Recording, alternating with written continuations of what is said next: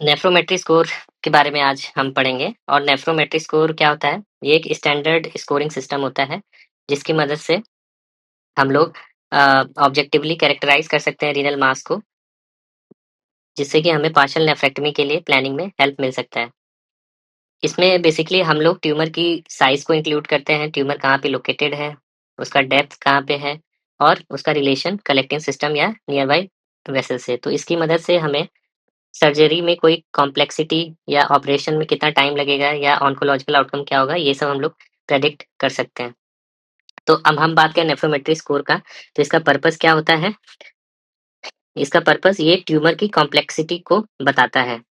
दूसरा, हम लोग डिसीजन जो लेते हैं उसको गाइड करता है कि हमें ऑब्जर्वेशन करना है, एब्लेशन करना है या जो सर्जरी है वो लैप्रोस्कोपिक करें, रोबोटिक करें या ओपन करें। अगर बहुत ही कॉम्प्लेक्स ट्यूमर है तो हमें ओपन प्रेफ़र करना चाहिए, रोबोटिक प्रेफ़र करना चाहिए। बट अगर स्मॉल ट्यूमर है, छोटा-सा है जिसको आसानी से निकालते हैं तो उसको लैप्रोस्कोपिक, और बहुत ही छोटा है तो एब्लेट कर सकते हैं। फिर उसके बाद नेफ्रोमेट्री स्कोर से हम लोग सर्जिकल अप्रोच जो हम लोग ले रहे हैं वो कितना फिज़िबल है, वो पता चलता है। फिर इस्कीमिया टाइम कितना लगेगा, कितना कॉम्प्लेक्स सर्जरी है वो पता चलता है। सर्जरी का कॉम्प्लिकेशन और आउटकम और मार्जिन के बारे में पता चलता है। तो ये सब चीज़ें रहती हैं। कॉमनली जो नेफ्रोमेट्री स्कोर यूज़ होता है वो रीनल स्कोर है और पदुआ स्कोर है। बाकी और जो स्कोर है वो है सी इंडेक्स, नेफ्रो स्कोर और मैप स्कोर। तो अदर स्कोर्स को पहले देख लेते हैं। मैप स्कोर जो रहता है वो स्पेसिफिकली एडेसिवनेस बताता है, कितना एडेसिव है। इसका नाम ही है Mayo adhesive probability score. Mayo adhesive probability score, MAP score. फिर नेफ्रो स्कोर जो रहता है ये बेसिकली बेस्ड होता है पैरेन्काइमल लोकेशन पे, फिर रेडियस और ओरिएंटेशन पे।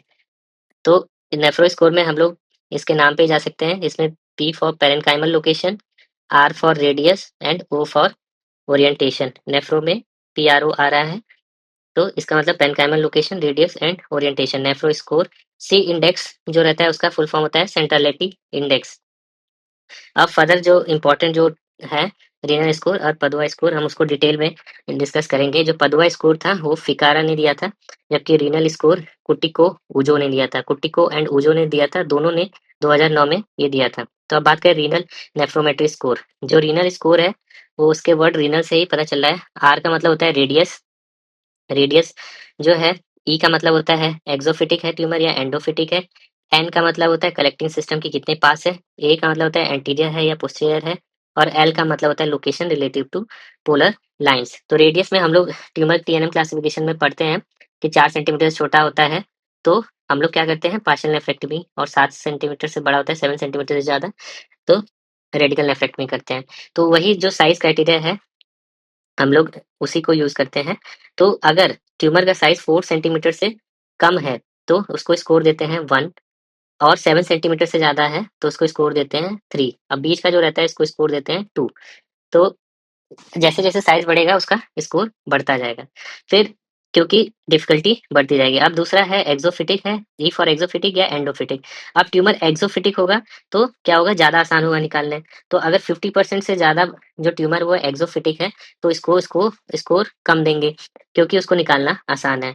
और 50% से कम है, तो मतलब उसको स्कोर 2 देंगे, और पूरा का पूरा ट्यूमर अगर एंडोफिटिक है, तो उसको स्कोर 3 देंगे। फिर नियरनेस की बात करें, कलेक्टिंग सिस्टम के कितना पास है। तो अगर कलेक्टिंग सिस्टम के बिल्कुल 4 एमएम से कम डिस्टेंस है, तो हम लोग स्कोर 3 देंगे, क्योंकि सर्जरी डिफ़िकल्ट होगी।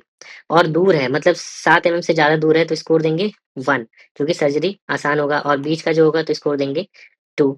अब लोकेशन की बात करें, तो लोकेशन में एक्सियल लोकेशन इसमें लेते हैं। एक्सियल ओरिएंटेशन कैसा है, तो एंटीरियर है या पोस्टीरियर है।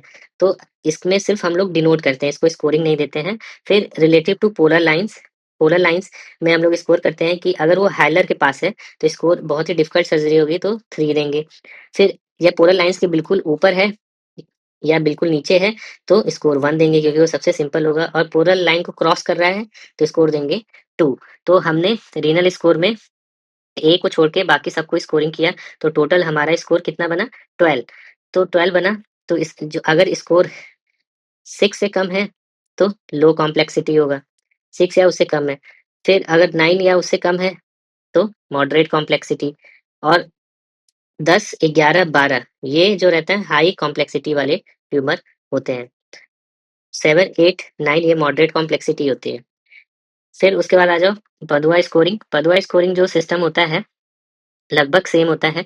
इसमें भी अगर हम बात करें रीनल का, जो आर कंपोनेंट होता है, आर में रेडियस, तो इसमें ट्यूमर साइज लेते हैं same, less than 4, 4 to 7, more than 7। फिर हमने उसमें जो ई था, एक्सोफिटिक है या एंडोफिटिक, तो इसमें भी रहता है एक्सोफिटिक या एंडोफिटिक, ई कंपोनेंट इसमें भी होता है। 2 कंपोनेंट हो गए। फिर उसके बाद उसमें एन था, नियरनेस टू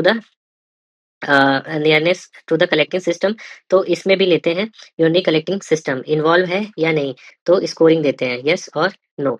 फिर उसके बाद फिर इसमें ए जो हम इसमें पढ़ रहे थे कि एक्सियल लोकेशन लेंगे एंटीरियर पोस्टीरियर, इसमें जो लोकेशन है ए, वो 2 लोकेशन लेते हैं।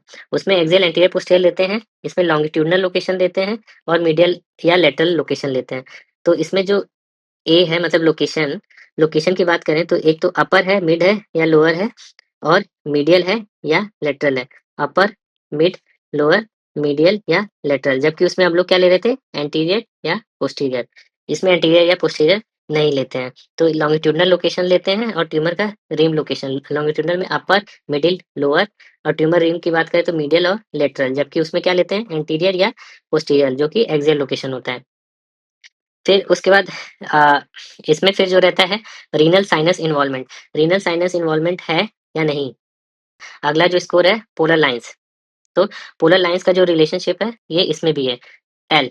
तो पोलर लाइंस में अबव है, बिलो है या क्रॉसिंग है, उसके बेसिस पे स्कोर करते हैं। तो कौन सा कंपोनेंट सेम हो गया, आर ई एन एल। और जो R E N renal score की तरह, और जो ए है, ए में हम लोग इसमें क्या ले रहे थे, एंटीरियर पोस्टीरियर लोकेशन। तो इसमें जो लोकेशन 2 होते हैं, मीडियल या लेटरल लेते हैं, या अपर है, मिडिल है या लोअर है, ये लेते हैं। तो 2 लोकेशन लेते हैं इसमें, ट्यूमर रिंग लोकेशन या वो रीना। इसको एक्स्ट्रा इसमें क्या रहता है, जो एक्स्ट्रा एक्स्ट्रा रहता है हम वो देख लेते हैं। एक्स्ट्रा जो इसमें रहेगा वो रीनल साइनस रहेगा, और लोकेशन 2 रहती है। तो रीनल साइनस का इन्वॉल्वमेंट जो है इसमें एक्स्ट्रा रहेगा पदुआ स्कोर में। फिर अब इसका कंपोनेंट की बात करें तो बहुत ही सिंपल रहता है। इसमें जो स्कोरिंग होता है 8 या उससे कम तो लो कॉम्प्लेक्सिटी, 9, 10 इंटरमीडिएट, 11 हाई कॉम्प्लेक्सिटी। अगर हम लोग रीनल स्कोर की बात करें तो उसमें 6 या उससे कम लो कॉम्प्लेक्सिटी, इंटरमीडिएट की बात करें तो 7, 8, 9, और हाई कॉम्प्लेक्सिटी की बात करें तो 10, 11, 12। तो ये बहुत ही सिंपल होता है, इसको 3 में डिवाइड कर सकते हैं, 4, 5, 6, 7, 8, 9, 10, 11, 12। जबकि इसमें जो रहता है 8 से कम, 9, 10 और 11 से ज़्यादा, ये पदवा स्कोर। तो दोनों रीनल और पदवा स्कोर में डिफरेंस देख लेते हैं। जो रीनल स्कोर होता है वो ज़्यादा यूज़ होता है, वाइडली अडॉप्टेड रहता है क्योंकि आसान होता है। जबकि पदवा स्कोर काफ़ी ज़्यादा कॉम्प्लेक्स है और काफ़ी ज़्यादा डिटेलिंग हो रखी है। कॉम्प्लिकेशन दोनों में ही पता चलते हैं, दोनों में ही कॉम्प्लिकेशन और मार्जिन्स के बारे में पता चलते हैं, और दोनों ही ऑब्जेक्टिव होता है। फिर अब बात करें यूरो, यूरो में कैसे यूज़ करते हैं, मेनली तो हम लोग जो है रेडियो में ज़्यादा इसका देखते हैं, बट यूरो में हम बात करें तो यूरो में पार्शियल नेफ्रेक्टमी अगर हम प्लान कर रहे हैं तो हम लोग डिसाइड करना होता है कि हम लोग ओपन से प्रोसीड करेंगे या रोबोटिक से। तो हम लोग इस स्कोर का यूज़ कर सकते हैं। दूसरा, इस स्कोर की मदद से हम लोग इस्कीमिया टाइम कितना लगेगा, वो कॉम्प्लिकेशन रेट और कन्वर्जन रिस्क ये प्रेडिक्ट कर सकते हैं। इस स्कोर के बेसिस पे अगर हाई कॉम्प्लेक्स रहेगा तो पेशेंट को पहले से ही काउंसिल कर सकते हैं कि आपका इस सर्जरी जो है किस डायरेक्शन में प्रोसीड करेगा। फिर अगर कोई रिसर्च हो रहा है, रिसर्च या आउटकम होता है, उसको कंपेयर करने के लिए अगर हमें एक स्टैंडर्ड स्टडी या रिपोर्टिंग सिस्टम की ज़रूरत होती है, तो उस केस में ये नेफ्रोमेट्री स्कोर जो रहता है, एक काफ़ी स्टैंडर्ड प्रोसीजर रहता है। फिर उसके बाद अगर हमें कई बार डिसाइड करना होता है कि अब्लेशन करना है या सर्जरी, तो ऐसे केसेस में अगर नेफ्रोमेट्री स्कोर जो है 7 से कम है, तो हम एब्लेशन या सर्विलांस के लिए प्रेफ़र कर सकते हैं। लिमिटेशन क्या होता है कि इसमें जो सर्जन की स्किल है उसको अकाउंट नहीं करता है। अब इस पूरे स्कोर में सिर्फ ये बताता है कि कॉम्प्लेक्स है कि नहीं, बट सर्जन का स्किल भी इंपॉर्टेंट होता है कि वो कर पाएगा कि नहीं। फिर दूसरा, इसमें एक सब्जेक्टिव एलिमेंट होता है। सब्जेक्टिव एलिमेंट क्या होता है कि जो नियरनेस और लोकेशन जो रहता है वो डिफरेंट डिफरेंट ऑब्जर्वर के बीच में डिफरेंट डिफरेंट हो सकता है। और फिर तीसरा जो रहता है, इसमें हम पेशेंट की कोमॉर्बिडिटी रहता है सर्जिकल प्लानिंग में, उसको इंक्लूड नहीं करते हैं, जबकि वो एक इंपॉर्टेंट फैक्टर होता है किसी भी सर्जरी को करने के लिए।